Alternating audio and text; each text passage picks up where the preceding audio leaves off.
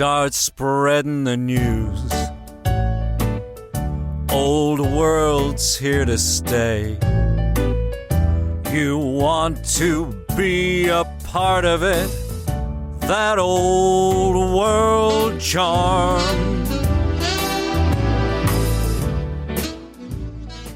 G'day, our denizens of this old world, and welcome to episode 31 of That Old World Charm. I'm joined by the most charming of birds, Peter the Falcon. Hello, mate. Kaka! Hey, my man, how are you? And I'm hello, my babies. Yeah. There's that good stuff that people have come to know, love, loathe, and everything in between. We are in lieu of our beloved sweet meat, Danny McDevitt, who's a little bit busy and preoccupied. He might not be on the show for a little while. He is busy lawyering it up, being a lawyer man. I do like to think of him in a courtroom across from Harvey Birdman. If you get that reference, good on you. You are old and also cultured. But we are going to be reviewing the wonderful JT that happened by our very lovely mate and great supporter of the show, Mr. Val Heffelfinger of the Square-Based podcast. Yeah. And Visual Medium. That's what it is. Visual Medium. Yeah. And I mean, Val's kind of out and about now. He's on a lot of different podcasts, kind of proclaiming his expertise at the old world, and I'm really happy for him. He's really kind of showing his stuff. He's the most prolific old world tournament organizer, at least for large events so far. Now running a couple of GT size level grand tournament sized in-person events, and both the Square-Based Online Tournament 1 and Square-Based Online Tournament 2. So yeah, he's just rocking it out there. Slaying it. And he is a absolutely fantastic friend of both of us. I mean, I've stayed in his house and literally gone to Toronto to visit the lovely man.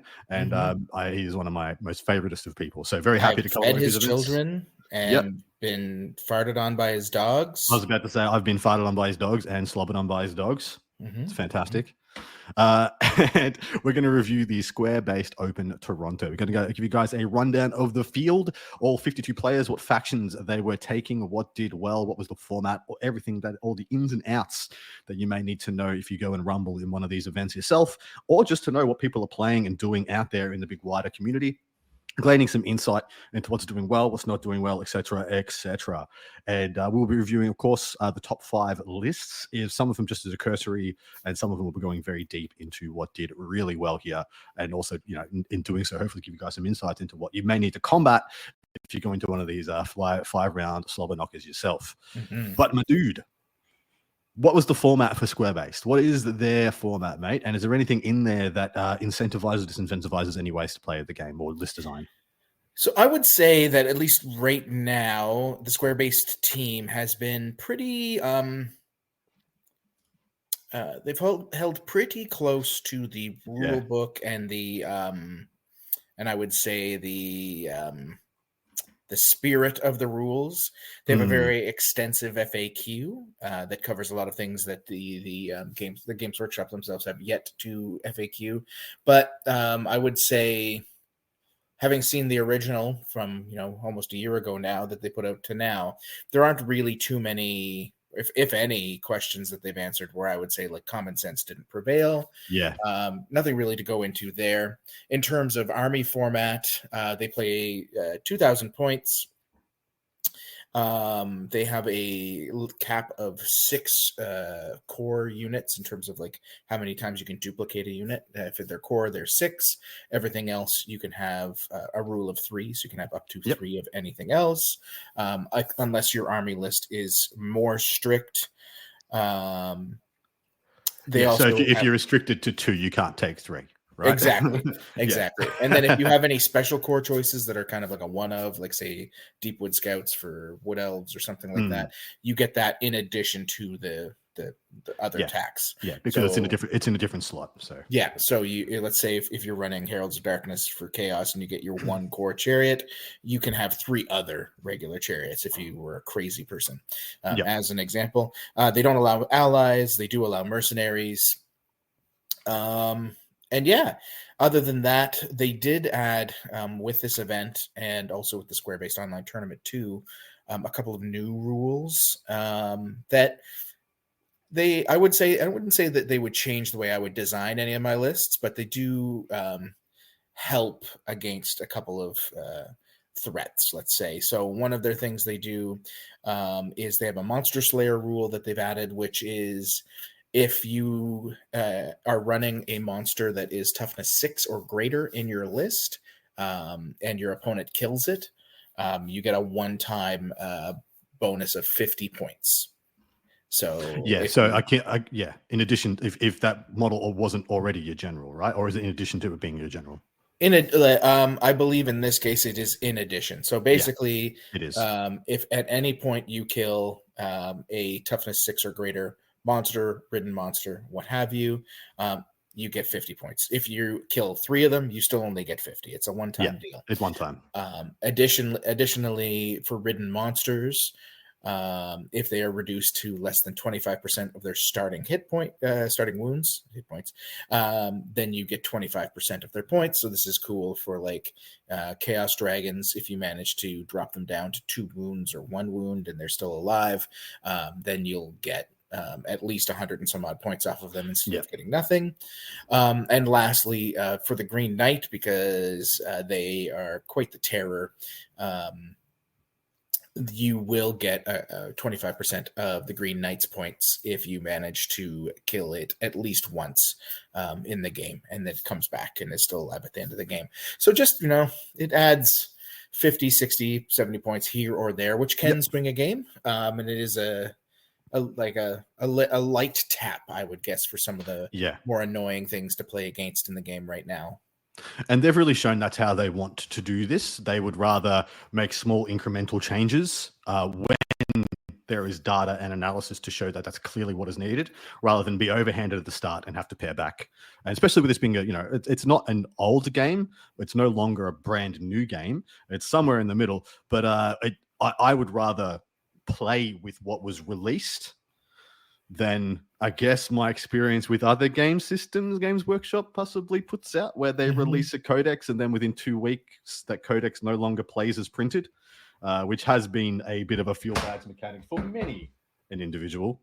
Yeah, and we knew that the old world was going to be a little bit slower with the rollout compared to the other Games Workshop games. And so far, they've done a pretty decent job, I would say, given what I expected. There are some pretty heavy rumors out there that there's going to be a General's Handbook. And I would say, if you are planning on running a larger event, I would avoid being really heavy-handed, even if there are some really scary things or even semi-scary things that you're worried about, because I believe truly in my heart that the STS, the design studio, is paying attention to some of the results from these big events, and it will have at least some kind of say into future erratas or FAQs or balance changes we might see. So the closer we kind of hold things to their way, like their vision of the game, for now at least, I think the better off we'll be once those balance changes happen. Because the last thing you want is to have an entire community kind of create a way to play that is different from the core rulebook by an extreme margin, and the design studio then really can't balance or balances incorrectly because of that. So 100% agree. All right, let's get into the meat and potatoes of this bad boy. 52 players, 5 rounds. What factions were taken? Starting at the top with the most taken factions, going down to the least, we have Warriors of Chaos and High Elves. 10 of 52 playing each respectively. What's that percentile, mate? That's 2/5. Yeah, you're looking at a quarter, like 20% of the armies were Warriors of Chaos, 20% High Elves. That's huge. Massive. Neither of them surprise me that much. High Elf surprises me a little bit. I would have. So? Yeah, I think High Elf surprises me just a touch. So my belief as to why you can see a decent High Elf spread is, while the game isn't new any longer. We could say bigger events are relatively new, and high elves were part of the last big starter set from the Warhammer Fantasy Battle 8th edition. So there were a lot of high elf and Skaven armies at the end. A lot of filth, if you ask me. A lot of filth that was pretty easy to get access to. It was. So those armies were like comparatively, like you could just take, here's your Banner of the World Dragon, Silver Helms, and or Phoenix Guard, and or Dragon Princes, and or whatever the hell, and then just take an army of absolute, out of the Island of Blood starter kit, and you probably still got a pretty dang good army. Yeah. And, that was, yeah. And they were very cheap to collect. They're easy to kit bash as well. So like high elves and Skaven were everywhere. Skaven didn't show up at this event. Doesn't surprise me. It's a really bad legacy army codex. It's probably the worst one. The worst. But high elves have a couple of strong builds. They haven't really been putting up the big numbers that some of the other factions have. But yeah. Yeah, I'm not surprised there. And Warriors of Chaos literally just got that Arcane Journal. So even if people aren't bringing the Arcane Journal, I expect them to be excited about Warriors of Chaos. Yeah. They just got a release. So those numbers aren't surprising either. And once again, apart from maybe Ogres, I think Warriors of Chaos is the lowest miniatures to entry, like in miniatures to 2,000 points that you can probably do. Yes, if you're running standard for sure. Yeah. And I mean, a Chaos Dragon, there are lots of 3D prints out there available. Correct. A lot of dragons out there available for any army that you could probably put together. So when a quarter of your army is in one model and that model is massively powerful, that's definitely going to go a long way to I would say, 4, 5, 6 of these players getting their list together. And then you got like Chosen Knights, which are probably another quarter of your list if that's the way you're going. And it adds up fast, right? It really does. Yeah, it really does. Quick army to put together. Brett's and TK are next at 7 and 6 respectively. Yep. Zero surprises there. Zero surprises there. They were the big starter kits that we got at the start of the edition. Brett's are extraordinarily powerful right now. Tomb Kings have been back and forth at the tops of lists for a while. Yeah. I really think Tomb Kings are in an interesting place, and we can probably discuss this as we go. I'm finding people's experiences with Tomb Kings is either they're oppressive as all hell. They're like they're almost as oppressive as the best vampire counts lists, or they're a bit of a doddle and kind of don't get to execute anything. And it's pretty much just it's just very matchup dependent, and because they have essentially 2 builds. And either those builds are extremely potent into you or they're not. I'm waiting people to bring what I feel like is an all-comers Tomb Kings list. And maybe we'll unpack one on the show. I'll talk a little bit about my biggest fear. It's a list that's come up at the SBOT 2 tournament. And I'd seen the starts of it earlier. I'd kind of chatted with a couple people but I couldn't build it out in my head what it would look like when the Arcane Journal came out. I had a rough idea of what it might look like, but it's been definitely tested into a really terrifying thing that has a bad matchup, but it's still a very powerful list. We'll go over it maybe at the end of the show because it did not show up at this event. We then have 3 Beastmen, 2 Dark Elves, 2 Orcs and Goblins. I would have expected more. Yeah. Yeah, me too. I'm always of the opinion that there is an old world and there's lots of greenskins because they're always the evergreen in cue snare drum, please, Dickie, in the edit. But they are always fun to play. They're always fun to play into. The only time I haven't had a good time playing against Orcs and Goblins is against Maximum Troll Horde, which is just like better ogres, and then I play into ogres, and I feel bad for taking ogres. Yeah. At least the Troll Horde doesn't have Mournfang Cavalry. You got that going for you.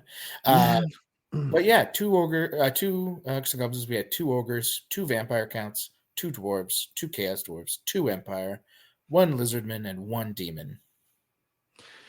Anything? Well, so the 2 factions not taken: Wood Elves, Head Scratcher, and Skaven. Well, a little head scratcher. Caleb Edwards, who I know has quite a beautiful Wood Elf army, brought Bretonia instead because he's always going to chase whatever he thinks is the easiest way to win an event. and Wood Elves actually require you to think for 5 rounds. I love that diss. I love that diss. Yeah, diss him. I mean, I say it as a joke, but also having played a lot of Wood Elves in the old world, it doesn't take long for your brain to shut off. Like there can be a point if you're having a close game in particular or multiple close games in a row, where it's just like every move has to be so precise because I made an early mistake. And yeah, so I will also say playing as Wood Elves at a 5-round event is much different to a 3-round event. Like yes. Wood Elves ride the line of execution to risk. And if at any point you just mess up in your execution, your army is gone. It's just she's not there anymore. Oh, yeah. She's left. She's gone home. She's back in the box. It's all dead. Like, you're going to have games where you're going to cast 4 pillars of fire in a turn, and your opponent's just going to like sigh and die. And then you're going to have multiple games once you get near the end of the tournament, if you're doing well, where like every inch matters. And in that game, someone you blow up one of your own casters because they rolled 2 perils in the first 2 turns, and then one element gets caught out with a bad flea or something like that, and all of a sudden you're like 800 points down, and you have no idea how this happened. Yeah, so it's definitely a thing. But yeah, so this is really, I think the big interest to me. Shocked but not shocked was the amount of high elves. Me too. Because yes, I thought we'd see a good amount. 10 is a lot. Huge, and that might be a geographical quirk. It might just be that Toronto has a huge proportion of high elf players, and I love the geographical nuances. How different geographical positions have just more of X faction because of just the reason that there's more people there that like that play style, that faction, that miniature line. And it makes sense to me identifying that stuff. Canadian. As a Canadian person, it makes sense to me that there would be a lot of high elf players in Toronto. What do you say? What's that? Reading between the lines, what's that mean? I mean, Toronto's a terrible place. Oh, okay, fair. They're just awful people for the most part. Like I love a Canadian saying another Canadian. That's just the sweetest plum. Yeah. All right. Let's go through some of these lists. Let's look at what did well. So the top 5, starting in 5th place, Charlotte Lewis with Tomb Kings of Kemery. So let's have a little gaze at what they were bringing. We have Mortuary Cult list. Kicks off with 535 points of characters, a High Priest level 4 Elementalism with an Earthing Rod, and then also another level 4 with Elementalism, Scarab Brooch and the Ruby Ring, Mortuary Priest BSB level 2, Illusion and the Lore Familiar. That is a curious one to me. I'm expecting to see at least 1 casket, if not possibly 2 caskets, for that level 2 to be casting as level 4 and really popping off. We've got a unit of 2 Necro Serpents. I didn't know you could take them as 2s.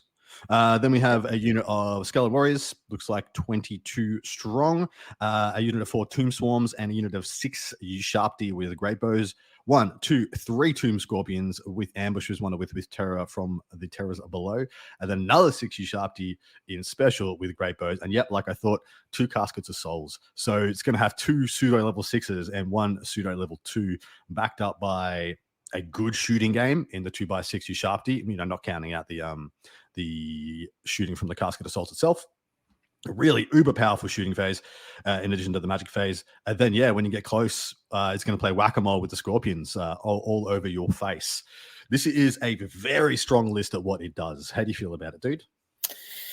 Yeah, I really enjoy what this is trying to do here. I mean, you've got Elementalism over, which is going to give you your Travel Mystical Pathway. Yeah.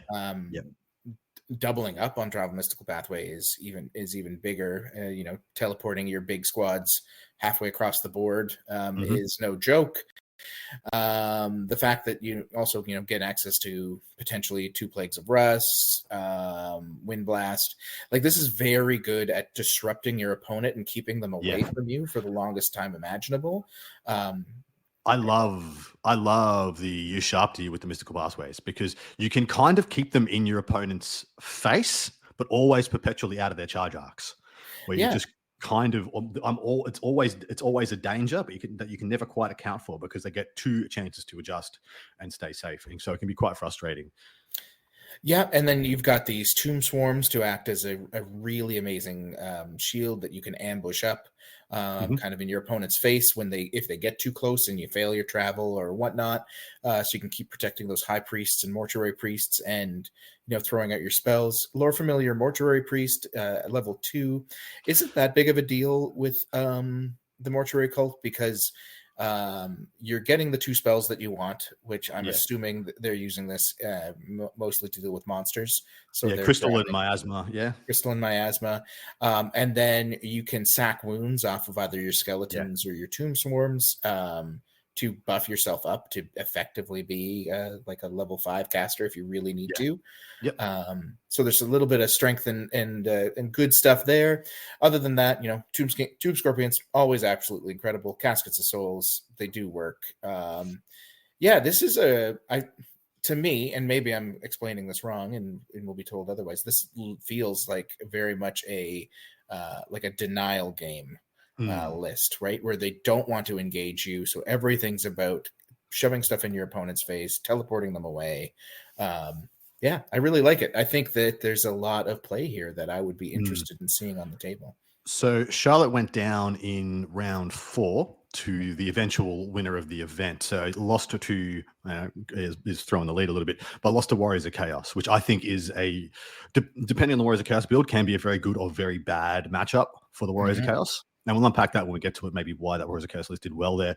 But I can see this list being extremely good into your opponent just having 1, 2, or sometimes even 3 like damage output units, and you just being able to shut them all down. Just shut them all down. Yeah. And then you've got a super uber magic phase to shoot down all their chaff. And then you have roadblocks, threats in the Tomb Scorpions, and illusion magic to just make sure you don't get swamped. But let's move on to that second one. The 4th place list with his Caleb Edwards. Tell us about this Brett's list, mate. So Caleb Edwards, one of the best painters you'll ever meet, but also phenomenal. Lazy bald man for not bringing wood elves. So Caleb, he's running an Exiles list, if I'm not mistaken. Bertoni, he's got Green Knight, really frustrating unit to play against. One thing to say about the square-based events I didn't mention before. So the Green Knight, what counts as natural terrain for the Green Knight to hop up out of in their events are forests and area terrain, quote unquote natural area terrain. So they've got like little like foamy or plastic like flat things that are kind of supposed to represent swamps and stuff. So he can jump out of those, which would mean that most tables he would only have 1 to 2 spots he could pop out of. So it does tone him down a tad bit. Anyway, he's got a Baron here on a Royal Pegasus with Virtue of Heroism, Gromwell Greathelm, Lucky Heirloom. So he's your Killing Blow, Monster Slayer Lord. And then he's got a Paladin with the Banner of Honorable Warfare, and Virtue of the Joust and Falcon Horn. This is great anti like dragon tech and anti-Bretonian tech also. Whatever, reducing their movement. The great thing about Exiles is he gets a reroll on that Falcon Horn roll every turn, which is super frustrating for opponents. 3 units of 6 mounted Knights of the Realm. It looks like each one with a champion in it. And then 10 Peasant Bowman Skirmishers with the champ. In his special, he's got 2 units of, looks like 4 pig knights. 4 pigs. 4 pig knights. The points don't add up for 4, do they? Are they 70 points each? 60 points each? 254 and 259. Is that 4 or 5? I believe it's 4. I believe it's 4. I believe they're 60 points. Whatever. So you got 4. Yeah, they're 60 points each. You got 4 pig knights because the banner, the standard, and the champion are 7 points a pop.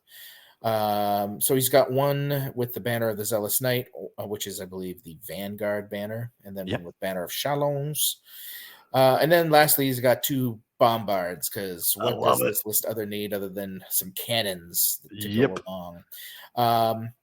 Kind of like, I would say, a stock standard-ish Bretonia list. It's extraordinarily powerful. Very fast. Three excellent combat characters. Well, two excellent combat characters and one that can hold its own. Yeah. Pegasus Knights are a broken thing in this book, and Pegasus Knights that also have Vanguard are definitely something you need to be able to deal with or deploy against. And then just having two cannons just gives you a little bit of extra oomph. Those could be basically anything else, and I think this list runs just as fine. Who did Caleb lose to? I really like the 3x6 mounted Knights of the Realm to take up the core as well. So Caleb lost in the second round. Let me just have a quick gaze at that. By the power of Best Coast Bearings, lost to Beastman Ryan Burton, who I believe will be the next list we do. No, it's not. No. And so lost in round 2 to the gentleman who came in 11th. Interesting. So this going down to Beastman, I can see it. Especially, let me just double check that Beastman list has the fetishes and the things on the Great Bray Shaman, Bray Staff, yep, Hack 3 Fetish, Ruby Ring, very powerful ability versus Bretonians, just blows up a unit, right? Yeah, and I mean, he's also got a little poison squad, probably of Ungors. He does. He has the vitriolic totem on his battle standard bearer. He does indeed, 20 Ungor Raiders. So depending on his matchup, he can put it into his Gore Herd, which has the War Banner and the additional hand weapon. So they're going to have like a billion T poisoned attacks with him. If they get into close combat, or you can put it on the Ungors just to get a few extra poison if you really need to. I bet he put them in the Gores the whole time. And then Dragon Ogre Shaggoth, and this guy knows what he's doing. Giant Chaos Spawn. He's figured it out, man. I wish he'd run it as Nurgle, but the Spawn of Khorne is actually extremely good into Bretonia as well. It's a bowling ball, yeah. Because if it hits, I mean, it's got impact hits, but more importantly, it's got killing blow on that D6 +1 attacks. Yeah. And that can be, I mean, I've never rolled the killing blow the couple times I've gone with the Khorne one, but my opponents are always scared of it. So yeah, Sam. I mean, we're talking about an 11th place list, but it beat a really, really powerful Bretonia list. So correct. Congratulations to Caleb, by the way. I everything I say in jest. You're a great guy, and that it's a lovely, lovely list. All right, next up in third place, we have another Beastman Brayherds. This is Christian Jodame. Good enough. Yes. Bray Shaman, Bray Staff, level 2, Elementalism, and the Earthing Rod. Got a Doom Ball, 320 points of it, with the Giant Blade, Armor of Meteoric Iron, Talisman of Protection, and Gorge Tusks. Great Bray Shaman, level 4, Elementalism, Power Scroll, Hack 3 Fetish on a Chariot. And then a Wargore BSB with Slug Skin. In the core, we have 2x5 Warhounds, a 27 strong Gore Herd. So that's it's actually quite large. A Totem of Rust on the standard there. Unit of 8 Ambushing Gores, and a unit of Minotaurs to pretty much as bodyguard for the Doomball, I'm assuming. And then 2x3 Dragon Ogres and Mr. Shaggoth with Great Weapon and the Blackened Plate. This list seems pretty like straight up and down. Just the kind of the good stuff.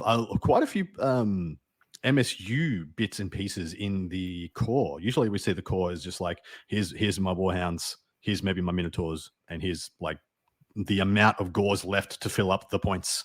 But he's gone for the extra ambushes as well. And then, 2x3 Dragon Ogres with great weapons. Absolutely freaking amazing for the points. Oh, yeah. I mean, Dragon Ogres carry this list pretty hard. Shaggoth with the Blackened Plate, that's that's a monster with a 2-up armor save. Which you can't never be left out of any talks. Chaos Warhounds, of course. The Gores going with the Totem of Rust is interesting. I kind of like it. Ambushers, I hate them, but the thing is, it's a skirmishing unit that might do something. One unit of ambushes I don't hate. I don't loathe one unit of ambushes. To just be a turn, to usually a turn 2 or turn 3, I may pressure your war machines if you took any. Yeah. I still think the list is perfectly fine. I like it. It's like those Dragon Ogres can carry a game by themselves, along with that Shaggoth, into a lot of different armies. That Great Bray Shaman I is really like fantastic as always. Oh, sorry. I think we had a bit of lag.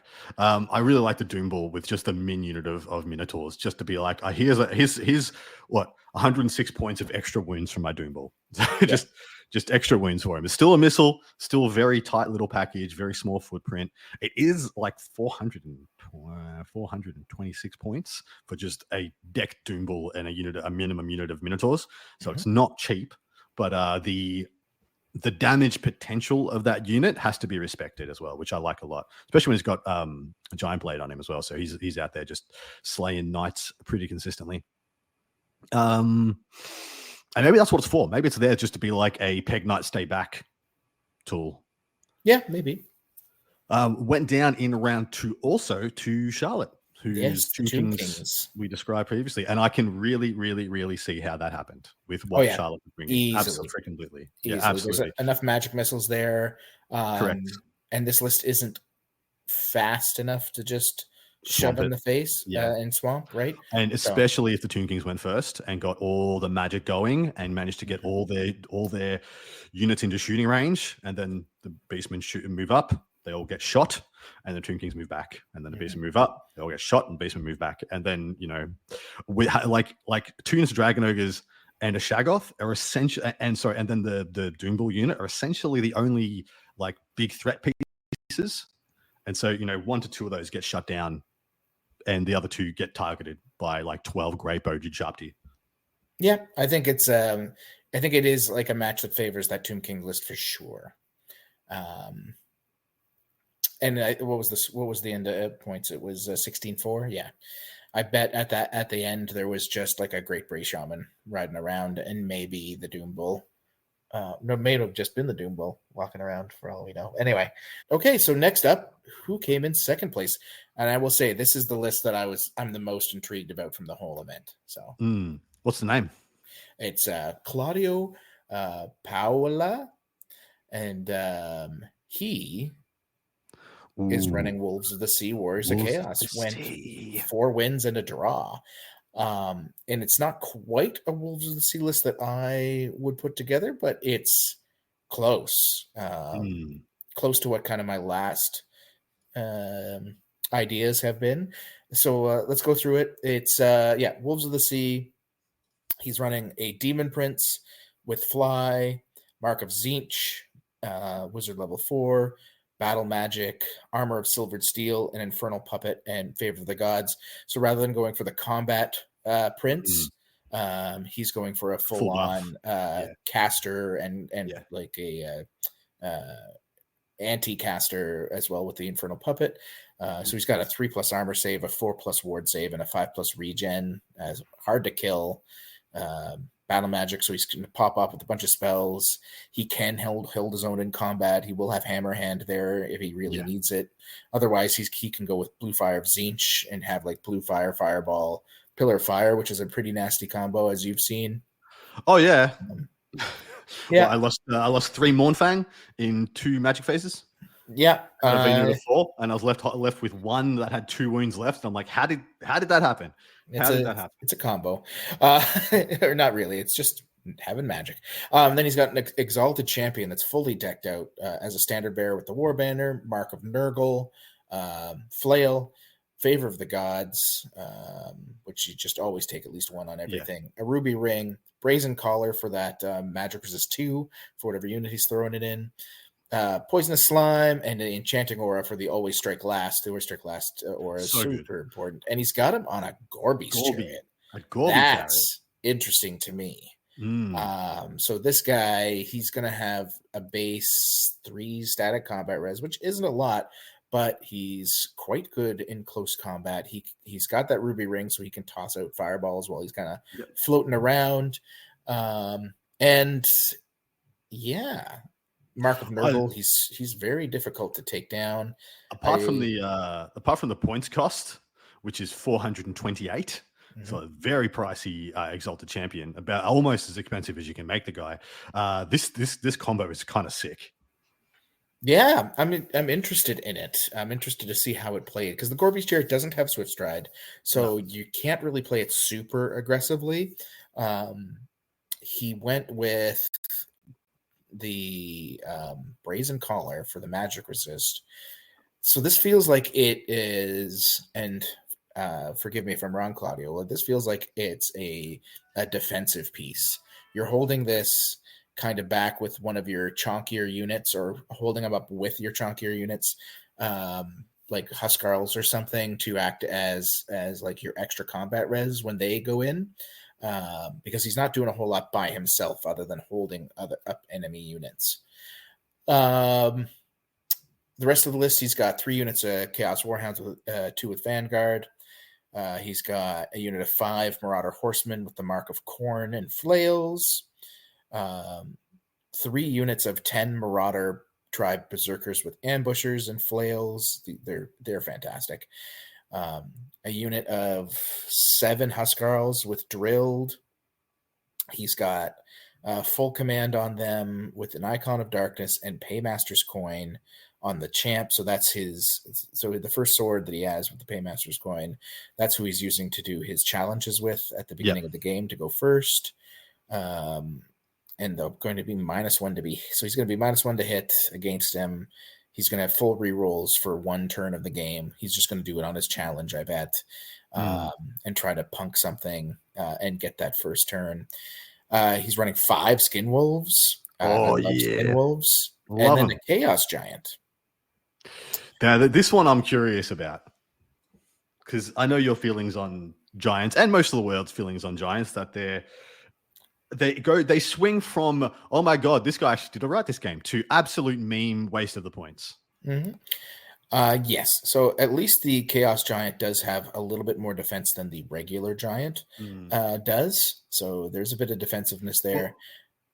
Well, I was actually surprised to see this once I learned about the format, because in the sphere of monsters you can bring that won't give up the points, won't give up the extra bonus points, the Giant's kind of the worst one you could bring. But the Chaos Giant is a little, like you said, a little bit better because of the scaly skin, right? Mm-hmm. Yeah, he's got a 5-up armor, basically, is the big difference. Now, I did see some posts from Claudio after the event. By the way, I think this was the most beautiful army. It's gorgeously painted, by the way. So A1 there. This thing is immaculate to see on a table. And I believe he kind of didn't even go in expecting to do very well with this list. He wanted to plays pretty models and have this gorgeously painted project. And then he ended up doing as well as he did. I will say, I like a lot of this list. For me, my Huskarls, I usually take the Always Strike First helm instead, with Stupidity, Helm of Many Eyes, but it's just because I only care about him for the challenge. And then after that, it doesn't matter. And then, me, my gigantic Chaos Spawn over the exactly Giant. Right. That said, they're hard to get. It could just be he just didn't have one, so he went with what he owned. I'm assuming his Chaos Giant is stunning, and that's why he brought it. Right? That would also count to me. The Berserkers are great. I was going to ask you how you feel about Berserkers, because once again, ambushing unit. Yep. So I like Wolves of the Sea when you're taking Friedal, the Chainmaker, because Friedal lets you get that +1/-1 to your ambushers, and that makes all the difference in this list, in my opinion. So he doesn't have Friedal. Instead, he has this Exalted Champion, which kind of is going to make his ambushers much less predictable, which can suck, but all of these units are just 108 points, right? They're very cheap. So even if he doesn't see them till turn 5, it's not the end of the world. And they just about always punch up, because you're controlling where you put them on the board. If you're smart about your ambusher placement with these guys, they pop up. No one's going to threaten them. And if your opponent does have something that can threaten them, you're killing off 100 points to take them out of position. Otherwise, they come in, and then their one good turn is the turn you need them, and they'll probably go in, chonk down 7 or 8 guys because they're going to be throwing 21 attacks with a decent weapon skill with flails, so strength 5, AP 2. So they're great. They're great hit it and quit it units. Yep. Well described. Yeah, the Skin Wolves also are going to keep him in the game early. The only thing I don't like about Skin Wolves is they're not great at taking out big targets, like big chonky things. Yep. That said, the Berserkers can chip them away if you hit, and that Demon Prince is fine and dandy if you really need it. And if your opponent's too busy trying to figure out where all of these Berserkers are going to show up, you may just get a Chaos Giant to the face, and that can make all the difference. So yeah, I really like, I would say 80% of this list. And I like 100% of how gorgeous it was to look at. So kudos to Claudio here. Obviously a great general as well to be able to go 4-0-1 at any kind of an event. So super awesome to see. Excellent. All right, moving on to the winningest of players, Adam Slutsky, who I love his name. I love that name. I love saying the only undefeated player at the event, 5 wins, one of which was very close in round 1, which I would love to see who that was against. It was against dwarves. There you go. Yeah, 11-9 against dwarves. I'll actually have a quick look at how that what that dwarf list was. I'll just skim it to see if there's anything very spicy. It was an expeditionary force list with a ton of gyrocopter. It was basically a gun line. Keep away.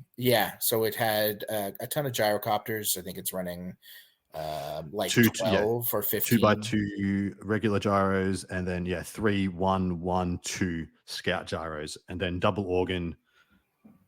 Double grudge thrower, cannon hellblaster. Yeah, so it is just like I'm just going to play cloud of misdirection with my gyros while I shoot the absolute crap out of you with these 5 artillery pieces. Yeah, it's a really frustrating list to play into. It is. I've seen it now a couple of times, and I'm behind team almost full gyro. I think it's a great way to play expeditionary force if you're not going to play miners. It's probably better than miners because they're like you don't have to worry about when they're going to show up, and they're fast all the time. So you're constantly screening, redirecting, and your big units of 3 can smash into something and actually do damage. It's good. All right, the winning list by Adam, great name. He's got a Chaos Lord on Dragon. This is a 627 point dragon. Full plate, shield, general, of course, a dragon ogre. Chaos dragon. Mark of Nurgle, Ogre Blade, 3 favors, Brazen Collar, and Enchanting Aura. This guy is a problem to everyone. Sorcerer Lord with Demonic Mount. Mark of Zinch, level 4, Battle Magic, Armor of Meteoric Iron, Smell Familiar, Infernal Puppet. We have a big unit of 10 Forsaken, and then a unit of 7 Forsaken, 10 Marauder Horsemen for a clean 500 on the nose on core, which is what you need to do when you're taking, almost a third of your army is like 1 Chaos Lord. Then we have 6 Chosen Knights with everything you would expect, drilled, of course. Mark of Chaos Undivided, full plate, and a champ, so no anything else there in command. And then 4 dragon ogres with their great weapons. This is very tight, very small footprint army, and extremely freaking lethal. What do you feel about it? I mean, there's not much to say. Like, he's not bothering with chaff. Basically, his only chaff is the 10 horsemen, which he's probably using. Why do you need chaff when you just have brutality at every level? Well, and that's the thing, right? So this is a brutal list. The only thing he has to worry about impetuous on is the 17 Forsaken, which have Swift Stride, which often catches people out even after you tell them. It really does. Yep. The 10 Horsemen, he can slam the Sorcerer Lord into them to get that +1 to cast if he really needs it. Otherwise, he can run the Sorcerer Lord by itself. Behind them, as Mark of Zinch Horsemen also give magical attacks.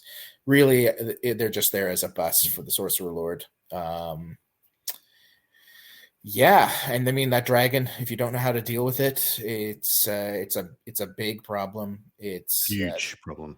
He's got magic resist 2. He's got a 3+ armor save, 5+ ward save.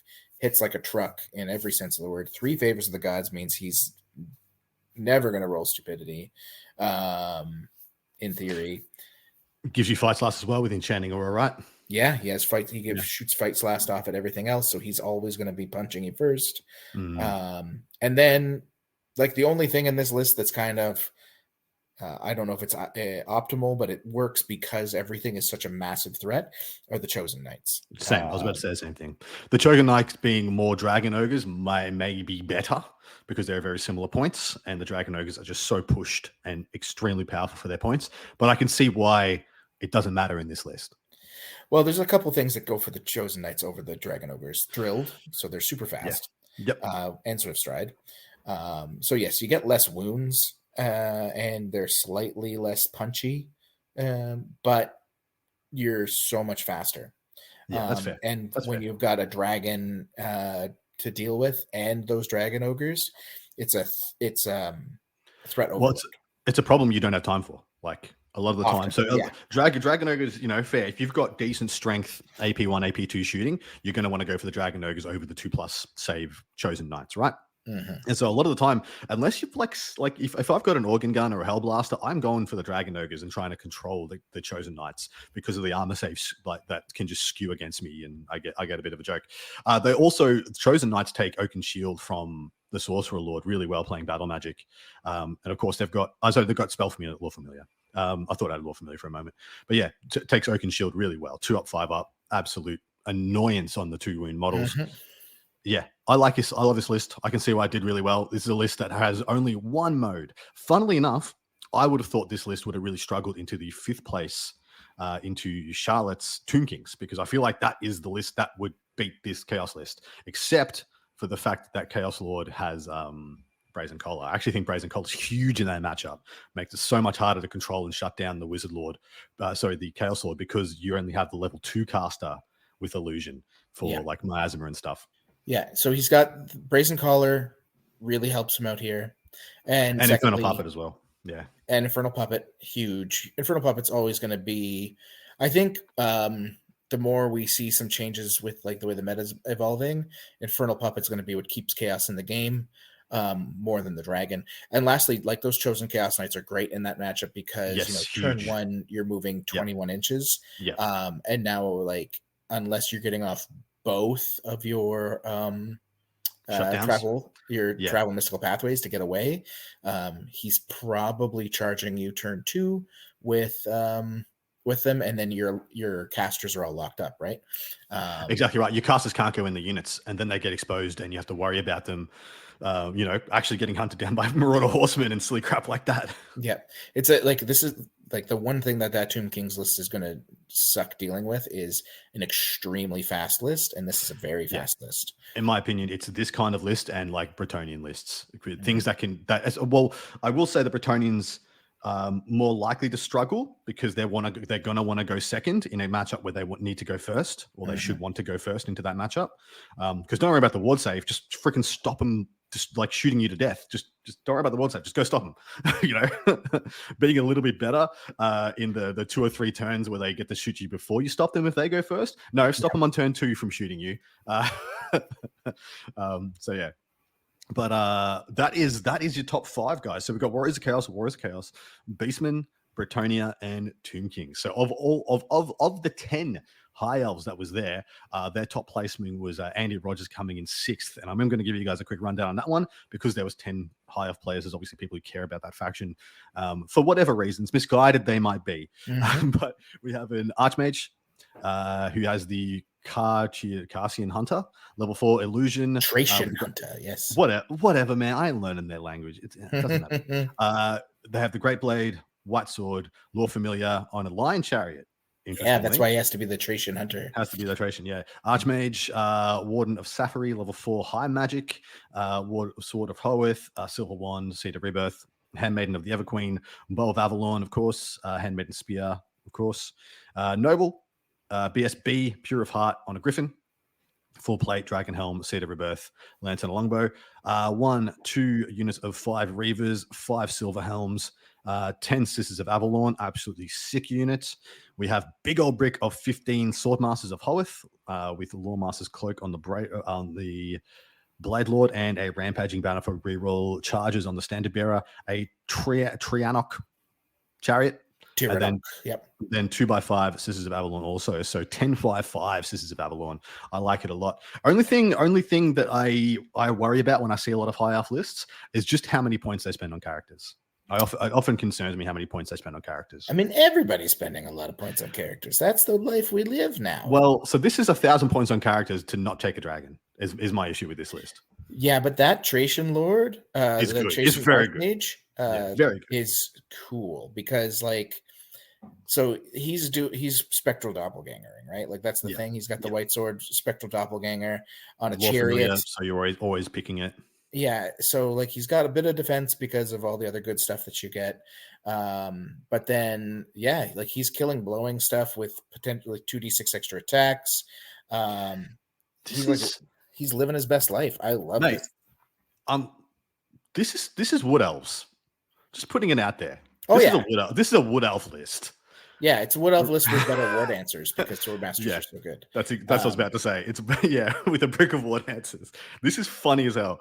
They're even called Sisters of Avalon, which to me is a Wood Elf name. Yeah.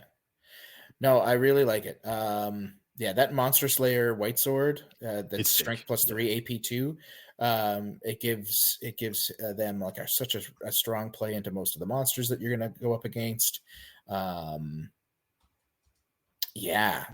I'm pretty impressed. This is a list that I think actually did stand a decent chance into that chaos list. The only thing is the Sisters of Avalon play less well into that chaos list than they would into other stuff. Because they're just heavy armor saves that are very fast. But still loving it. Is that because you're denoting that because that was the final game, right? That was that's so Adam, Andy, this was the top table, and Andy ended up because he only because I think he lost 17-3, he ended up getting bumped all the way down to sixth. Yeah, but always a risk if you get to that top table and get bodied. Yeah. I can see why that high elf list would struggle into that. Well, it doesn't crack high armor that easily, and I don't outside of illusion. I don't see what the solution is for the Chaos Lord. I don't think he can kill the Chaos Lord. Oh, he can. Outside 100%. Of that, but that's just a matter of a fly 9, staying away from a chariot, right? Yes, that's the thing. But if he lets the Archmage get at him, that white sword nonsense. That said, enchanting aura. That's true too. So he has to go in, and then the Chaos Lord hits first. Chaos Lord's gonna hit first. White sword is always strike last, so he's always strike last anyway. Even with the spectral doppelganger. So even on the charge, the Lord's going to get to attack first. He's got an Ogre Blade. He could possibly one-shot the Archmage. So it's not a guarantee for sure. Anyway. Yeah. Still. Yeah.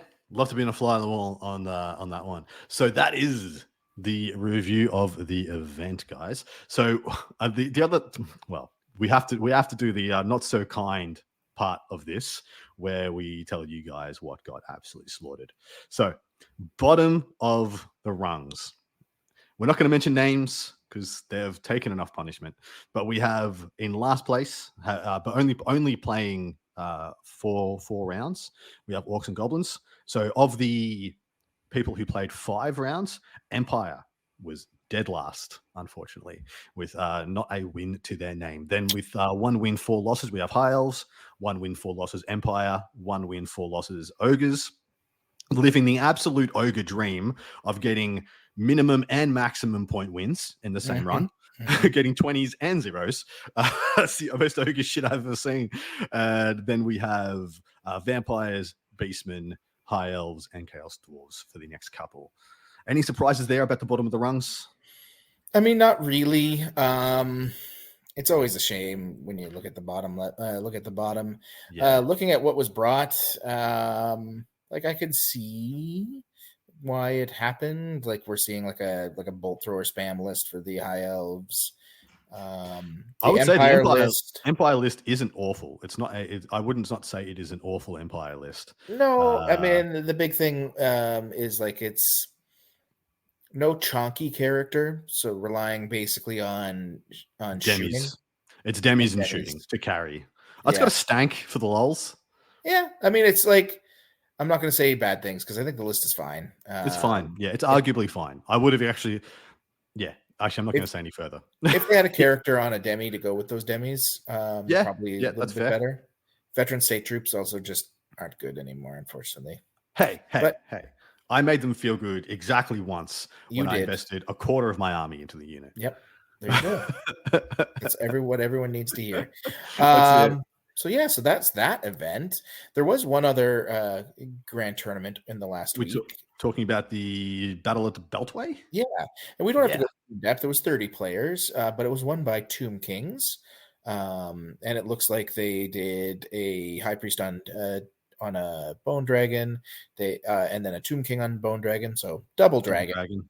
Yeah, triple Stalkers, a unit of 10 archers, a unit of 6 chariots, double Necrosphinx, double Tomb Scorpion. So this is a toughness 6 spam list. It is. To stat check your opponent's oblivion.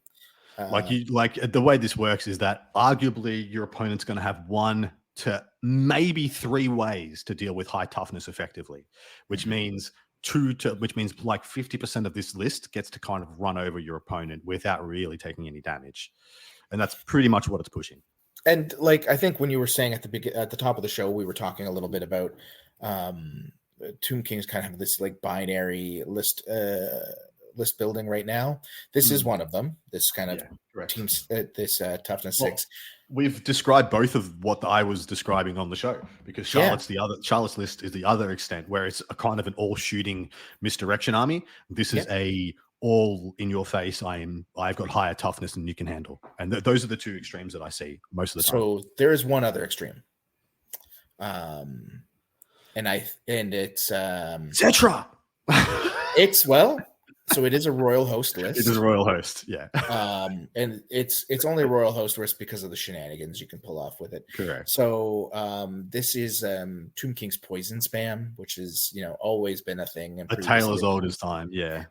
So in this case, you're trying to abuse a number of different rules interactions to get the most out of it. Namely, so Royal Host, they have Royal Cohorts, which lets you mix warriors and archers that are like moderately better than normal. Mainly, they can move and still use Volley Fire, for example, with the Phalanx rule. But what you do is you take that and you give them the poison banner that they have access to, because they don't get Arrows of Asaph otherwise in Royal Court, but they have a banner that basically gives it to them. I think it's a banner or a magic item, regardless. So what you end up being able to do is take a unit of anywhere from 100 to 200, a mix of, say, like 20 to 40 warriors, and then 100 to 150 archers in one single unit. Because light chariots can join units, you can put a Tomb King on a light chariot and a Herald on a light chariot in that unit, along with one of your level 2 casters, because you can take multiple Mortuary Priests. You can't take High Priests in Royal Court, so that's really the only negative to this list, is that you're relying on a level 2 to do some of your shenanigans. Yeah. But especially if you use the Kalita model for that level 2, it's just like you used to. Everybody used to. It's pretty disgusting. So you have a unit, and then the rest of your list just doesn't really matter. So you have a unit that every turn can move and then reform for free because of a magic item, and then shoot, I don't know, 90 shots basically after volley fire is probably put into consideration, maybe more. So, move, reform, shoot 90 shots or more. Reform back if you need to. If you go like move, shoot, reform with a reserve move. And you're basically, every target you pick's probably going to be in bad shape after that. With the exception of like a really decked out Chaos Dragon. Like anything with like a 2-up 5+ is only going to take a couple of wounds from this on average. But still, you're spiking. You've got this Tomb King that you don't have to put any defensive stuff on, because what people are saying, and it's it's kind of true. There's nothing in the rules that says that the Royal Herald doesn't work in a challenge. So you have this Royal Herald and Tomb King both on chariots. The Tomb King just challenges everybody with an ogre blade or some other nasty weapon. Anytime he takes a wound, he puts it on his Royal Herald, who still gets his saves. His Royal Herald's also on a chariot.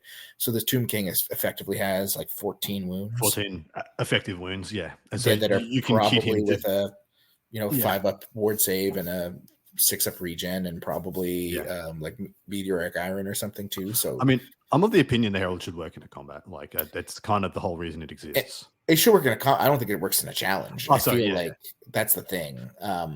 Anyway, regardless. So you end up in this like I do love the idea of like Chaos Lord just being like, I want to fight you. And the king's like, you're on, but this guy's coming with me. Yeah, on a chariot, like 2 giant chariots. And the Chaos Lord's like, okay. Yeah. I guess. And so like this unit can teleport around. It's got all sorts of little benefits. Plague of Rust is available to it because you're probably running like 3 mortuary priests or 2. I can't remember what the cap is on Royal Host. So it's a pretty silly little thing that just doffs a ton of different armies. It does and even fast armies that can engage it right away struggle because this Tomb King can challenge out your like best stuff, and then you just out combat res them because you have so many bodies. You probably have a war banner in there somewhere too, so your like static combat res is 4 or 5 depending. And you just like the rest of your units can just be like 50 point bugger off archers and whatever, right? Because you don't care. Like you probably have 1,500 points in one unit, like a mega Death Star, the return of the Death Star. So this is something that we've kind of seen start to come back that you might want to consider. Yes. Something that's great. I'm about to tell you about 2 other possible Death Stars that are also at this event. So I don't know what's going on over there at the Beltway, but the Bretonians and the Vampire Count armies also look quite Death Star-ish. So in second place, the Bretonian Exiles is Royal Peg Baron, Paladin on Peg, Green Knight, Outcast Wizard, and then 8 and 6 Knights of the Realm, 10-10 Bowman, 5 Peg Knights, which is pretty much where all the characters are going to go, supported by the Green Knight if things go to hell, and then 2 Bombards as well. So double Bombard coming up twice this episode. And then here's the one that kind of gets me terrified. Coming in third, we have Vampire Counts without a Mortis engine. And I'll tell you, you're about to find out why. This looks to me exactly like the terrors of old. Fully decked Vampire Count, not on a Nightmare, Crown of the Damned, Sword of Kings, Supernatural Horror, Dark Acolyte, Dark Magic, Vampire Thrall, also BSB with the Screaming Banner, also on a Nightmare, Dragon Slaying Sword, so very cool place to put the Dragon Slaying Sword, also Dark Acolyte, Dark Magic. Master Necro level 4, also Dark Magic, Spell Familiar, Spell Eater Axe on a Master Necro is kind of hilarious, and Helm of Commandment. And then a White King on a Skeletal Seed with Ruby Ring and Sword of Might. Now, 11 ghouls, 10 Black Knights, so there is a possible Black Knight bus here that has a standard of Hellish Vigor, and 21 zombies. And that is it for core. And then the rest of the army is a single unit of 500 points worth of Blood Knights. It's 9 Blood Knights with the Drakenhof banner. And so you're just going to have 2 terrifying buses, possibly 1 terrifying bus. But I'm of the opinion the Blood Knights pretty much don't need any extra assistance. So you could put all your characters in the Black Knights if you wanted to, or split them up as you please. But this list is very Death Star-y. This event looks very Death Star-y. It does. I mean, the Death Star I was talking about was from Square Base Online Tournament. This one, however, is it's interesting. Like the crown on the main vampire doesn't give him stupidity, so there is that. I think I'm more scared of screams most of the time. I am too, but this is different. Said, I'm really just happy to see a different look of VC, like doing well at events. I mean, it's a lot of 3+ and 2+ armor saves you're going to have to chew through. That are coming back at a pretty good rate. Not the best resurrection rate that you can get, but not a bad rate. Yeah, I mean, skew, man. I think it's great. Skew. I think right now my concerns are mostly around like poison stuff. That said, like there are counters to it, and you see enough counters, it'll go away. Maybe. Look, the guy who just runs skink clouds for the whole 8th edition, super hyper fixated on poison builds. Yeah, I mean, I'm happy that poison's back, but like, are you? Well, Skink Cloud doesn't work as well in this edition, unfortunately, because the rest of the Lizardman book sucks. But yeah, like I'm interested. I'm interested to see what a really good Warriors of Chaos list does into like that Tomb King list, or you can do this with Night Goblins too. You can do, like 100 and some odd Night Goblins with the Poison Banner and on a BSB with Travel Mystical Pathway going around. And then you have Fanatics. That's cool to me, having Fanatics as your defense. Yeah. Infernal Puppet goes a long way into these matchups, which is why I'm curious about the Warriors of Chaos. Maybe with these big bricks, you'll see Warriors of Chaos actually use Chosen Warriors of Chaos, so they have their own big brick, like a Demonology Steed one, so that they're drilled and flying 36 inches a turn. I'm kind of curious. I'm happy. I'm just... Yeah, I'm happy too. And on that note, with that happiness and joy in our hearts, we're going to go over and record part 2. We're going to do a big old Q&A. We're going to talk about Peter's first game in his online league, online event, how he's doing, what he played into, how he did. We'll talk about some hopefully recent games that we're playing. I've got some brand new Ogre builds that I'm brewing and very keen to unpack on the show. Hope you guys give you some insights into what I am cooking. Also, in my adventures to make a unit of greatswords work, which is a thing that I'm doing to great unsuccess. Yay. All right, my man. Anything else you'd like to say before we check out? No, I've rambled enough today, man. You have a good one. You too, my Bye. dude. Bye. You've been listening to That Old World Charm with those charming chaps, Adam, Danny, and Peter the Falcon.